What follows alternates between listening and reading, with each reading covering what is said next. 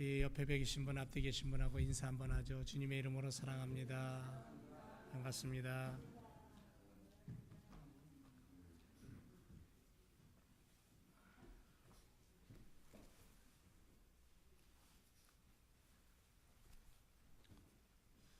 주의자가 오늘 엄청 아픈가 봐요.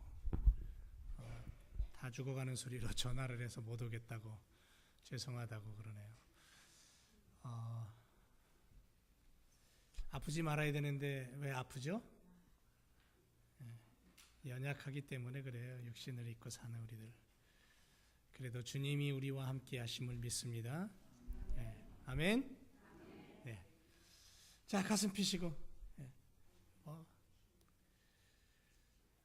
목숨이 간달간달해도 주님 바라보면 천국이 나의 것인 줄 믿습니다. 오늘 말씀의 제목은 성령 받은 성도들은 어떻게 살아야 합니까요? 부활하신 주님께서 오늘 우리들에게 간절하게 원하시는 말씀 한마디, 뭐예요? 성령 받으라, 성령 받으라. 예수님이 뭐가 부족해서 우리에게 그렇게 당부하실까요? 성령 받아라. 성령 하나님의 임재가 있어야 우리가 주님의 일꾼이 될 수 있다라는 거죠.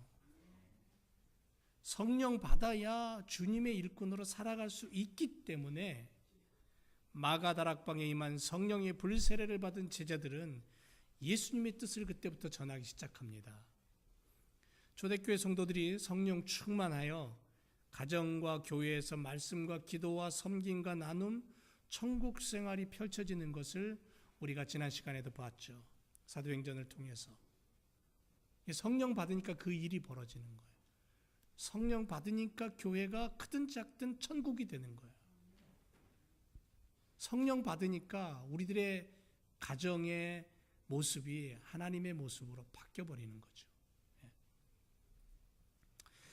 21세기는 성령 충만함으로 하나님 나라를 심는 주님의 일꾼 되어서 달려가야 될 줄로 믿습니다.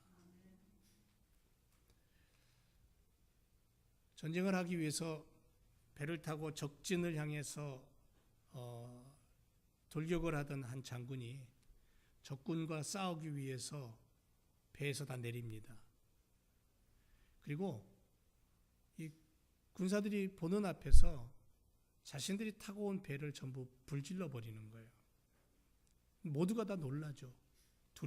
두려움이 몰려오기 시작하고 얼굴색이 변하고 그런 병사들을 향해서 이 장군이 뭐라고 얘기했냐면, 자, 우리들이 타고 온 배는 모두 불타서 없어졌다. 이제 우리는 뒤로 돌아갈 수 없다. 오직 앞으로 나가서 목숨을 다해 적군과 싸워 이겨야만 한다. 배수진을 친 거죠. 그리고 그들은 그 전쟁에서 승리했다라는 그런 전쟁사에 한 기록이 남아 있습니다. 신앙생활도 마찬가지예요. 돌아갈 세상에 자리가 있다면 우리는 조금만 어려움에 빠져도 신앙의 길을 금방 버리고 세상 속으로 돌아가 버릴 수밖에 없는 연약함을 가지고 있는 존재들이에요. 그런 연약함이, 그런 미련함이 우리 안에 도사리고 있어요. 늘 우리가 배수준을 치지 않고 신앙생활을 한다면 어려움이 닥칠 때마다 롯의 아내처럼 뒤를 돌아봄으로 소금 기둥이 되는 것처럼 자꾸만 미련을 가지고 뒤로 그렇게 물러설 수밖에 없는 존재들이 이 세상을 살고 있는 우리 자신이다라는 것을 우리는 느껴야 됩니다. 그래서 그렇게 자꾸 뒤를 돌아보는 사람은 영생의 자리를 차지하지 못해요. 세상과 천국, 욕망과 신앙 사이에서 양다리를 걸치고 살아갑니다. 그래서 영적인 싸움에서 항상 패배해요.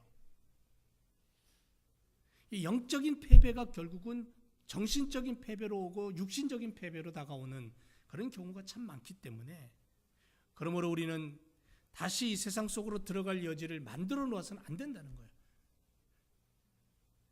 여전히 세상에 살고 있어요. 여전히 세상 속에서 우리가 일해서 우리의 삶을 유지해야 돼요. 자녀들을 양육해야 돼요. 그럼에도 불구하고 성경은 우리에게 뭘 얘기하냐면 너희가 세상에 살지만 세상에 속하지 말라는 거죠. 다시 말하면 우리는 구원받은 천국 백성이라는 거예요. 내 본향은 하나님 나라라는 거죠. 영원한 저 집이 지금 내 본향이고 내가 지금 살고 있는 이 땅은 육신을 입은 나그네 인생이다. 그러므로 나그네 인생에서는 내가 마음껏 벌지만, 내가 마음껏 모으지만, 그러나 그 모은 것, 그 번 것, 내가 가진 모든 것들을 또 마음껏 나눌 수 있는 삶을 살아야 된다. 그렇게 성경은 우리에게 요구하고 있는 거죠. 그래서 부활을 경험하고 성령 받고 예수님을 내 인생의 주인으로 모시고 하나님 나라를 세우는 건축가들로 십자가의 복음을 전하며 살겠다라는 그 다짐 속에서 우리가 살아간 때에 비로소 승리를 맛보고 신앙의 맛이 무엇인가를 알게 되고 그리스도의 이름으로 이 땅을 살아가는 거예요. 성령 받은 성도들이 언제까지 맨날 사탄에게 찢겨서 상처난 모습을 가지고 주님 앞에 나와서 팔다리 고개 흔들어 가면서 언제까지 주님 살려주세요 하고 어릿강 부리며 살겠느냐라는 거죠. 어린아이의 모습을 이제는 벗어버리라는 거죠. 우리가 사는 세상은 여전히 어둠이 지배하고 있습니다. 성도들의 사역의 현장은 성령의 강력한 감동에 사로잡혀서 살아가야 되지만 바로 그 자리도 여전히 어둠의 세력인 사탄의 활동 무대라는 거예요. 죽음의 세력, 지옥으로 사람들을 끌고 가고 세상을 파괴하고 미움과 시기와 질투로 무너뜨리고 갈라지게 하는 것이 사탄의 작전이고 그들의 모습이에요. 성령 받은 성도들이 살아가는 삶의 현장에도 여전히 그 어둠의 세력이 활동하는 무대라는 거예요. 복음이 전해지는 것을 방해하기 위한 사탄의 계략과 함정이 늘 도사리고 있는 그러한 삶의 현장, 인생이라는 그 무대 안에 우리는 지금 살아가고 있어요. 그렇게 우리의 교회와 삶의 현장에서 진정한 복음의 사람이 필요한 것이고 그리스도의 이름으로 무장한 성도들의 삶이 필요한 거예요. 사탄의 계계와 방해를 보고 지속적으로 그것을 깨트릴 수 있는 성령 충만한 제자, 하나님의 자녀로 살고 전신갑주로 무장해서 복음을 전하기 위해서 일꾼 되어 살아가는 성도들의 삶이 그래서 필요한 거예요. 여러분, 우리는 부활을 경험했어요. 부활의 신앙을 가진 자들이에요. 그 부활하신 예수님이 부활의 신앙을 가진 우리들을 향해 뭐라 그러시냐면 성령 받아라. 성령 받아야 부활의 신앙이 무엇인가를 보여주고 가르쳐 줄 수 있고 천국이 무엇인가를 드러낼 수 있다. 제자들이 마가다락방에서 그래서 성령 받고 났더니 복음을 위해서 십자가를 짊어지고 그들은 죽음의 자리까지 두려움 없이 갈 수 있었던 거예요. 그 초대교회가 성령으로 말미암아 시작되었고 오늘 우리들에게까지 전파된 거예요. 사랑하는 제일교회 성도 여러분, 성령으로 무장해서 주님 따라가는, 주님이 기뻐하시는 그러한 믿음의 삶을 우리가 살아야 될 줄로 믿습니다. 그러면 성령 받은 성도들이 이 땅을 어떻게 살아야 되냐면 첫째로 집념으로 살아야 됩니다. 사도 바울은 고백합니다. 내가 그리스도와 그 부활의 권능과 그 고난의 참여함을 알려하여 그의 죽으심을 본받아 어찌하든지 죽은 자 가운데서 부활에 이르려 하노라. 그렇게 고백합니다. 이 의미가 뭐냐면 자신의 과거는 죽었다라는 선포예요. 그리고 새 사람이 되었다라는 그러한 고백입니다. 새 사람이란 뭐냐? 새 사람, 바로 그리스도와 연합하여 십자가로 죽고 무덤문 열고 부활로 승리했다라는 의미가 있는 거예요. 그리스도와 연합된 사람이에요. 내가 그리스도 안에, 그리스도가 내 안에 있는 사람이에요. 거룩한 그리스도의 사람이 되어서 천국 백성의 모습을 갖추고 사는 거예요. 그러니까 바울이 가는 곳마다 천국이 펼쳐졌어요. 사도 바울이 가는 곳마다 어둠의 세력이 두려워서 도망갔어요. 사도 바울이 가는 곳마다 하나님 나라 백성이 어떤 모습으로 살아가는가를 보여줬어요.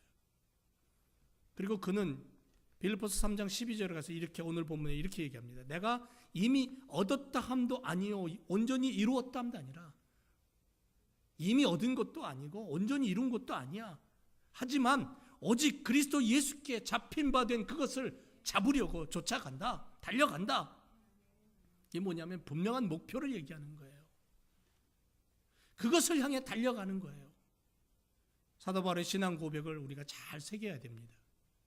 주님이 나를 잡고 계신 그것을 내가 잡으려고 온 마음 다해 달려갑니다. 다메섹 언덕에서 예수님을 만났을 때에, 예수님을 만난 그 이후에 예수님이 자기를 붙잡고 계신 그것을 만나요. 그것을 발견해요. 그리고 그것을 향해서 그의 인생이 달려가요. 운동 경기 중에도 마라톤을 연상케 합니다. 마라톤. 신앙은 마라톤이라고 합니다. 심장이 터져 나오는 고통을 끌어안고서 멈추지 않고 달립니다. 또 달리고 또 달려서 꼴이 나는 인간 승리가 마라톤이라 그러죠. 그래서 어떤 사람은 42.19km의 마라톤을 달리면서 경기를 하면서 한 절반쯤 지나면 심장이 터져 나올 듯한 고통이 밀려온대요. 숨이 끊어질 듯한 그런 아픔이 밀려온대요. 인간의 한계가, 내가 준비한 그러한 인간의 힘은 거기서 끝난답니다.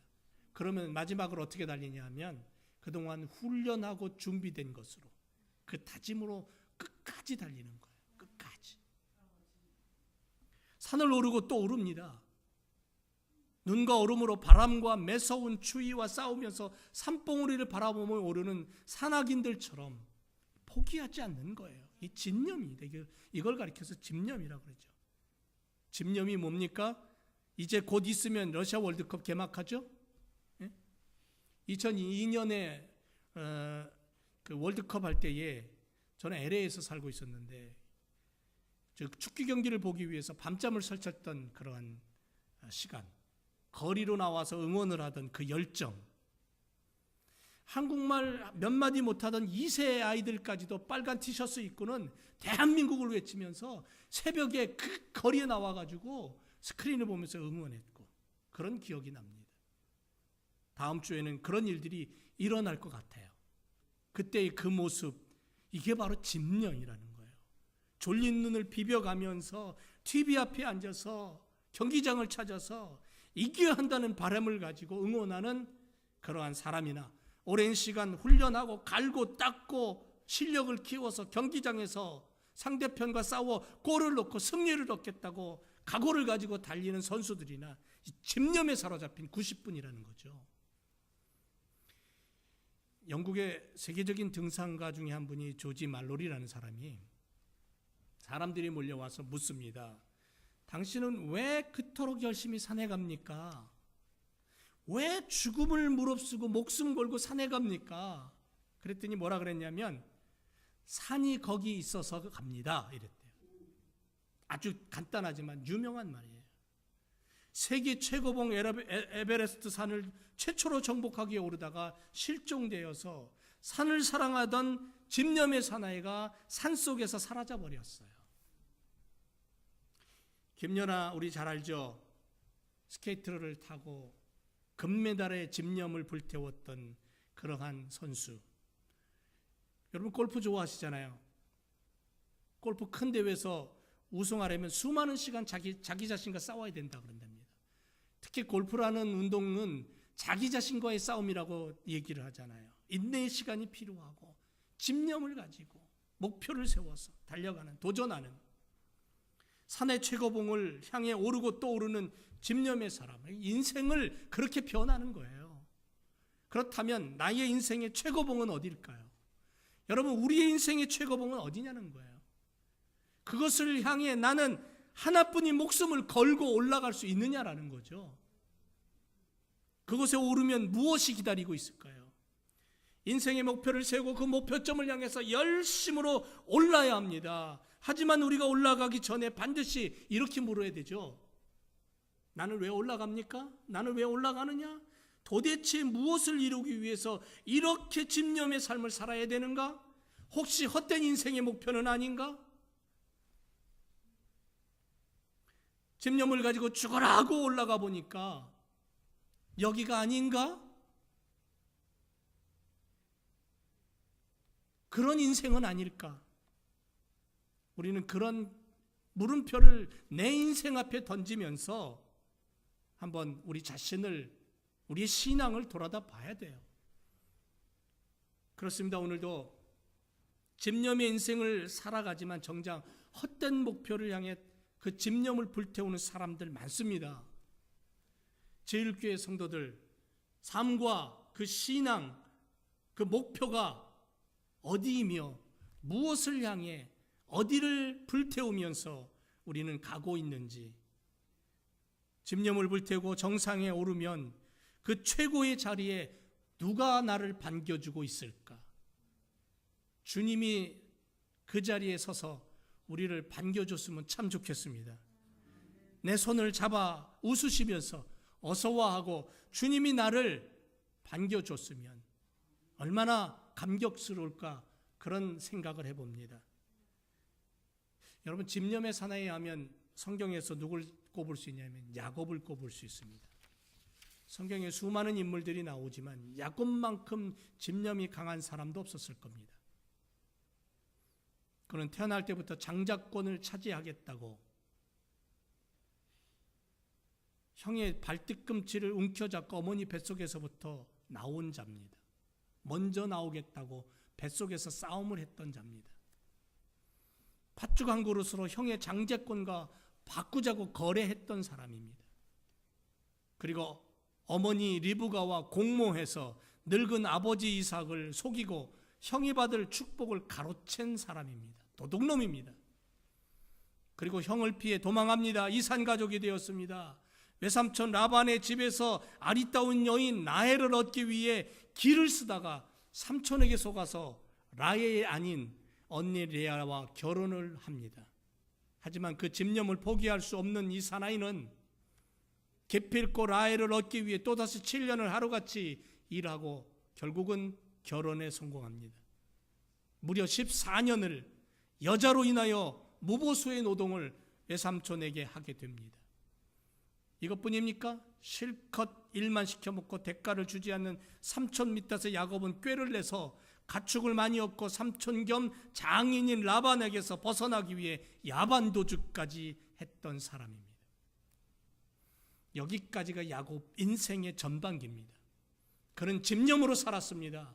그러나 그의 집념은 자기의 이익과 욕망을 위한 집념이었습니다. 그의 인생의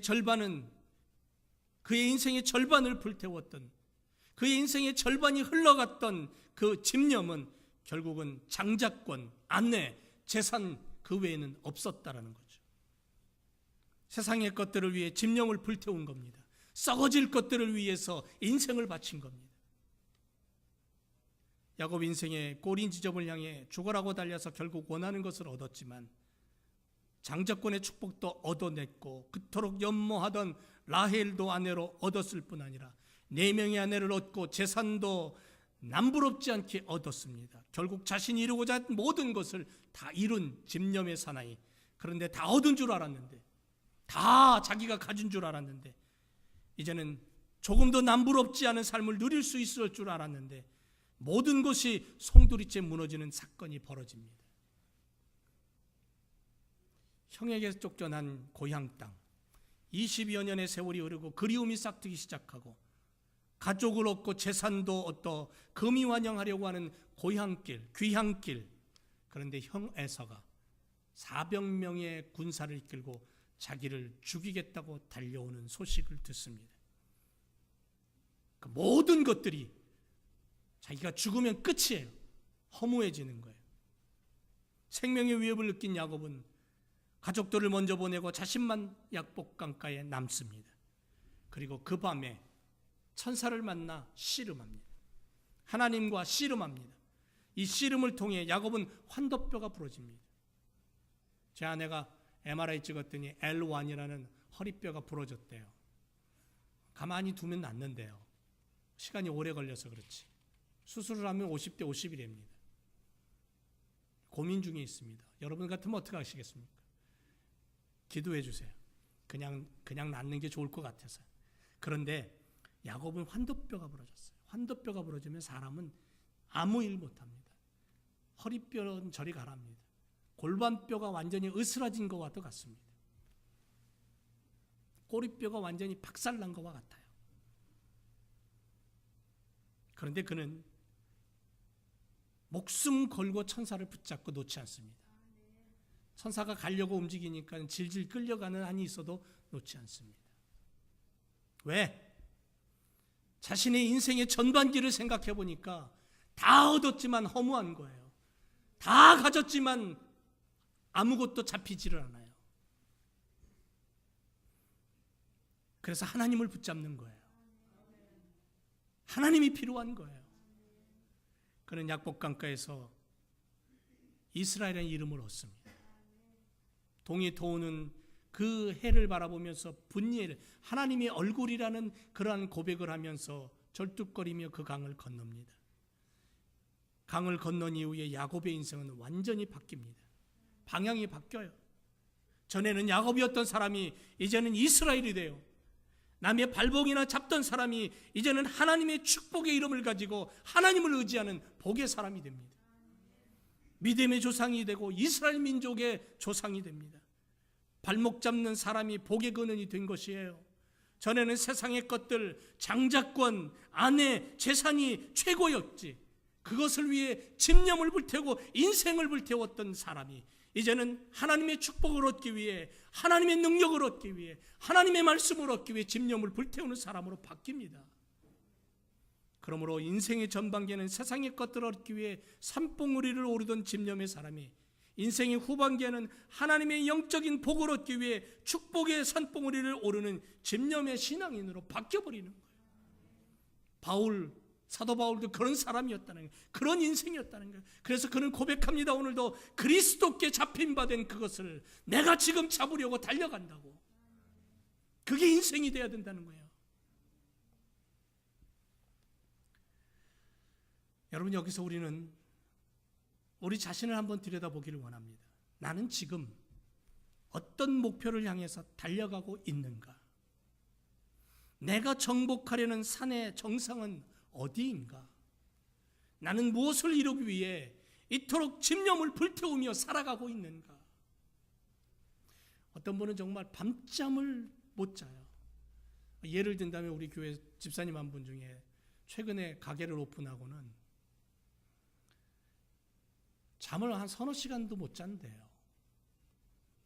그런데 돈 가져오는 거는 없대요. 직원들 주고 나면.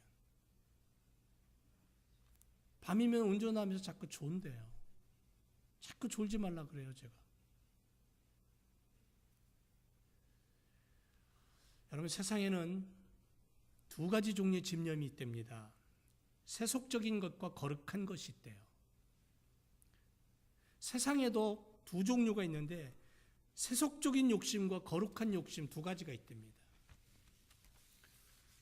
우리는 세상의 것들을 얻기 위해 오늘도 그토록 목숨을 걸고 밤잠도 제대로 자지 않고 꼬린 지점을 향해 달려갑니다. 사업을 번창시키고 더 많은 돈을 벌어 자녀들을 잘 가르치겠다고 높은 산꼭대기를 향해 올라가고 있습니다. 죽도록 힘을 다해 올라가 봅니다. 때로는 남들을 짓밟으면서 겨우 최고봉에 올라가 봅니다. 그런데 하루아침이면 안개처럼 사라질 헛된 목표였다면 얼마나 후회스러울까요? 얼마나 내 인생이 값없는 인생으로 전락할까요? 그토록 어떤 사람 얘기하듯이 쇠가 빠지도록 이를 악물고 달려봤어요. 꼬린 지점에 흰 테이프를 누구보다 가장 먼저 끊어봤어요. 그런데 주위를 둘러보니까 쓰레기장 한가운데예요. 환영하는 사람은 아무도 없는 버려진 곳이라면 내 인생 어찌 되는 것입니까? 그래서 그래서 사도 바울은 빌립보 교회를 향해 그렇게 말합니다. 아무것도 가진 것 없고 온전히 이루어진 것도 아니지만 오직 나는 너희에게 고백하기를 예수 그리스도께서 나를 붙잡고 있는 그 붙잡음, 그 목표를 향해 나는 달려간다. 이것이 내 인생이다라고 그리스도인의 신앙의 모습을 가르쳐 주는 거예요. 진정 주님이 기뻐하시는 제자로 살기 위해, 정말이지 하나님의 아들, 딸로 올바른 삶을 살기 위해 그렇게 거룩한 집념을 가지고 하나님 앞에 서서 내 인생을 주님 앞에 고백하며 살아갈 수 있는 신앙의 모습을 가지라는 거예요. 사도 바울처럼 마지막에 면류관이 예비됨을 깨닫고 내 머리에 씌워주실 그 하나님의 면류관을 소망하면서 달려가는 인생, 그래서 정상에 서서 하나님의 영광을 맛보는 인생이 우리가 돼야 될 줄로 믿습니다.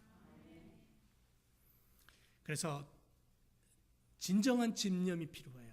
정말 하나님이 주시기를 원하시는 그 인생의 최고봉을 올라가야 되는 거예요. 여러분, 세상에 산봉우리 많잖아요. 신앙의 산봉우리 많습니다. 그러나 정말 주님이 두 팔을 벌리고 우리를 맞아주실 산봉우리가 있다라는 거예요. 엉뚱한 곳을 향해 가지 마세요. 수많은 이단들이 자신들이 진정한 산봉우리라고 얘기하고, 수많은 거짓 선지자들이 이것이 진리라고 얘기하지만 우리는 하나님의 말씀 외에는 진리가 아니고 예수 그리스도 외에는 진정한 산봉우리가 아님을 믿습니다. 분명히 우리는 깨닫고 가야 돼요. 그래서 집념의 사람은 훈련된 사람이 돼야 돼요. 기도의 훈련, 말씀의 훈련, 예배의 훈련, 섬김과 나눔의 훈련, 선교의 훈련.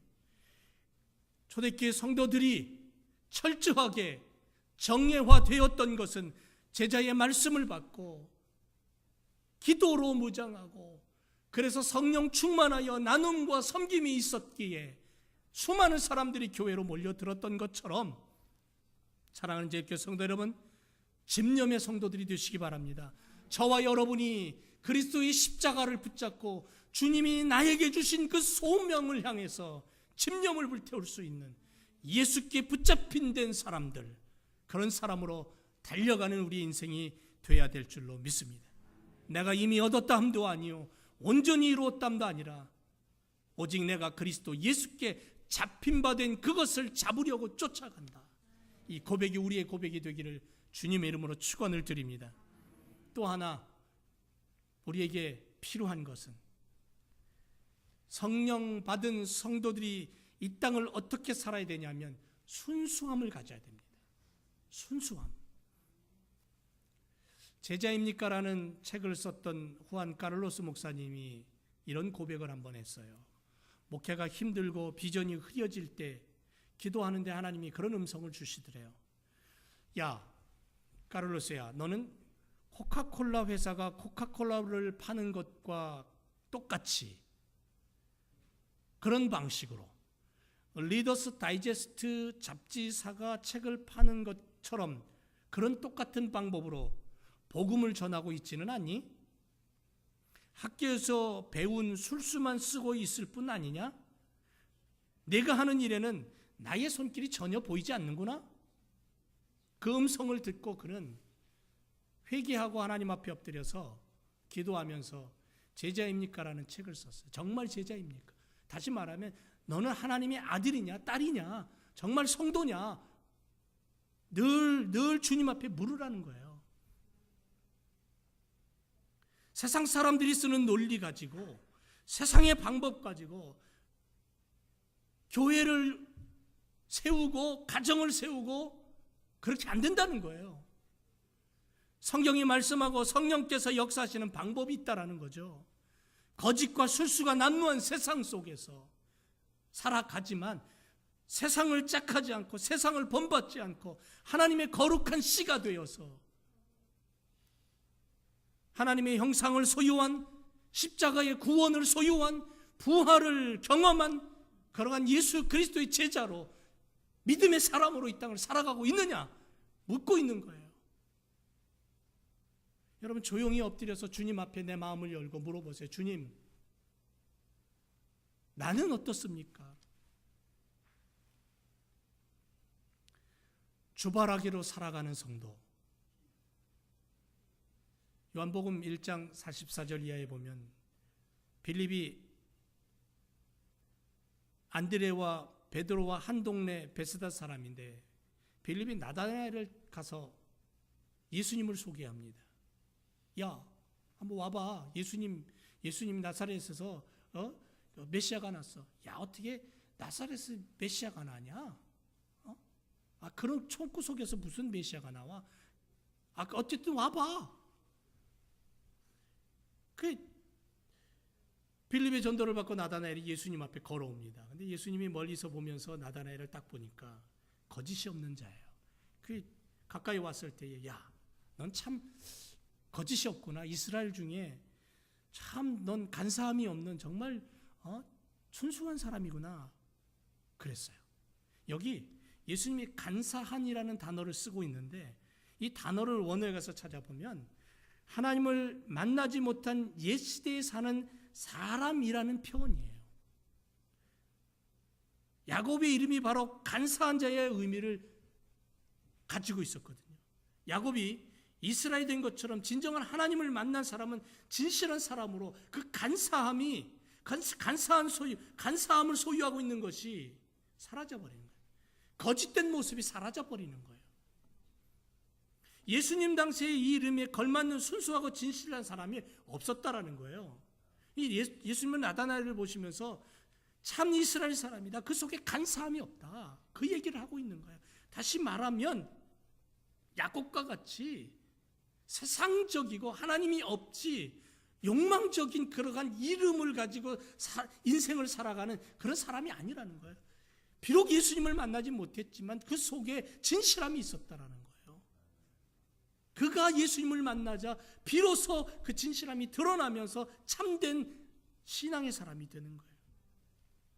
그래서 시편 32편 1절에 보니까 허물의 사함을 받고 자신의 죄가 가려진 자는 복이 있다 그랬어요. 마음에 간사함이 없고 여호와께 정죄를 당하지 아니하는 자는 복이 있다. 간사함이 없는 자, 진실한 자, 순수함을 가진 자는 하나님이 정죄하지 않는다는 거예요. 나다나엘이 죄가 없는 자라고 얘기하는 게 아니에요. 그 마음이 진실하고 깨끗하고 순수함을 가지고 있었다라는 거예요. 여러분, 제가 이런 말씀 언젠가 한번 드렸는데, 오래된 서구 이 풍습에 엄마가 시집을 가는 딸에게 진주 건네준다는 얘기 기억나세요? 진주라는 단어가 무슨 의미를 갖고 있는 줄 아세요? 얼어붙은 눈물이라는 뜻을 갖고 있잖아요. 그래서 진주를 주는 의미가 뭐냐면, 하나는 딸이 시집가서 흘려야 될 눈물을 의미하는 것이고, 또 하나는 그 눈물의 가치를 의미하는 거예요. 진주가 생성되는 과정을 보면 우리가 잘 알고 있듯이 그게 쉽지가 않잖아요. 아바굴레데라는 그러한 굴 속에서 진액이 만들어지고, 모래알이 굴러 들어왔을 때 그 아픔과 그 고통을 받아들여서 낙하라는 물질이 생성이 되면서 모래알을 둘러싸면서 시간이 지나면서 바로 이 진주라는 그러한 구슬이 생기는 거잖아요. 수년에 걸쳐서. 굴 자체가 그 모래알을 선택을 해서 그것을 받아들이느냐 마느냐의 선택이 있죠. 그대로 놓아두지 않고 받아들였을 때 그 속에서 병들고 아프고 죽어가지만 모래알 때문에, 그러나 빛이 나는 진주가 만들어지는 거잖아요. 우리의 삶 가운데 크고 작은 모래알들이 계속해서 우리의 인생 속으로 들어옵니다. 그때 우리들이 고난에 대해서 어떻게 반응하냐에 따라서 우리의 삶의 보배로운 진주로, 우리의 삶이 보배로운 진주를 만들어내느냐, 내 자녀들이 보배로운 진주로 이 땅을 살아가느냐, 그렇지 않느냐가 결정되는 건 아닙니다. 하나님께서 우리 모든 그리스도인들이 자신들의 인생에서 하나의 값진 진주를 생성해내기를 기대하고 계시는 거예요. 그래서 잠언 17장 3절에 도가니는 은을, 풀무는 금을 연단하거냐 여호와는 마음을 연단한다 그랬어요. 마음. 진정한 그리스도인 바울처럼 예수께 잡힌받은 그것을 잡으려고 목표를 세우고 집념을 가지고 달려가는 그 인생이 고난이 오고 역경이 오고 수많은 모리알들이 인생에 들어와서 아픔을 주고 고통을 주지만 그것을 참고 인내하고 그래서 결국은 그 마음이 하나님이 기뻐하시는 단단한 마음으로 훈련될 때에 진정한 하나님의 자녀의 모습을 가지고 살아가게 된다는 거죠. 다윗 보세요. 어린 시절에 하나님을 노래하며 살았습니다. 왕이 되겠다고 기름 부음 받았음에도 교만하지 않았고요. 사울왕은 교만해서 다윗을 죽이려고 수없이 쫓아다녔지만 다윗은 사울왕마저도 죽일 기회가 있었지만 죽이지 않아요. 왜? 하나님이 세워놓은 왕인데 내가 어떻게 하나님의 일을 간섭할 수 있느냐라고. 다윗의 마음속에는 쫓겨다니는 신세고 다른 남의 나라에 가서 목숨을 부지하려고 미친 사람처럼 그렇게 행동을 하고 길바닥에서 잠을 자고 땅에 뒹구는 인생이 그런 시간이었지만 그러나 다윗의 마음속에는 하나님이 주신 순수함과 진실함이 지워지지 않았다라는 거예요. 그래서 하나님 다윗을 좋아하셔요. 사랑하는 제 교성들 여러분, 우린 부활을 경험한 자입니다. 부활의 신앙을 가진 자예요. 그리고 마가다락방에 임했던 그 성령께서 오늘 우리 교회에 우리 사랑하는 성도들에게 오셔서 성령을 부어주시고 예수 그리스도를 알게 하셨어요. 우리는 십자가로 구원받은 백성입니다. 천국이 나의 것이 되었어요. 그러므로 우리가 이 땅을 살아갈 때에 성령 받은 우리들이 이 땅을 살아갈 때에 주님 주신 그 비전과 꿈을 향해서 집념을 불태우며 주님이 나를 사랑한 것처럼 나도 내 아내, 내 남편, 내 자녀들, 내 이웃을 사랑하고 섬기고 나눌 수 있고 끌어안을 수 있는 그런 진실한 가슴과 순수한 믿음으로 이 땅을 살아가야 될 줄로 믿습니다. 그리할 때에 디모데후서 4장 8절에 이후로 나를 위하여 의의 면류관이 예배되었다라고 고백한 바울처럼 의로우신 재판장이 그날에 내게 주실 뿐 아니라 주의 나타나심을 사모하는 모든 자에게 주실 그 면류관을 사모하며 믿음으로 달려가는 그러한 하나님의 일꾼, 주님의 아들, 딸, 천국 백성 되어 살아가시기를 주님의 이름으로 축원을 드립니다. 기도하겠습니다. 내가 이미 얻었담도 아니요 온전히 이루었담도 아니라 오직 내가 그리스도 예수께 잡힌 바 된 그것을 잡으려고 쫓아간다. 주님, 사랑하는 제일교회 성도들 사도 바울처럼 집념을 불태우며 주님 주신 그 목표를 향해 믿음의 삶을 살아가게 하시고 내 인생의 최고봉의 그 자리에 주님이 나를 기다리고 있음을 믿고 그곳을 바라보며 달려가는 우리의 인생이 되게 도와 주옵소서. 무엇이 어렵습니까? 무엇이 힘이 듭니까? 무엇이 아픕니까? 여전히 우리 가운데 그러한 모든 아픔들이 사라지지 않지만 그러나 주님과 함께라면 능히 이겨낼 수 있을 줄 믿습니다. 주님과 함께라면 능히 우리는 승리할 줄 믿습니다. 주님이 우리를 도와주시고 붙잡아 주심을 믿고 진실함과 순수함과 거룩함으로 주의 백성 되어 살아가는 천국의 자녀들 되게 해 주옵소서. 감사드리며 예수님 이름으로 기도드립니다. 아멘.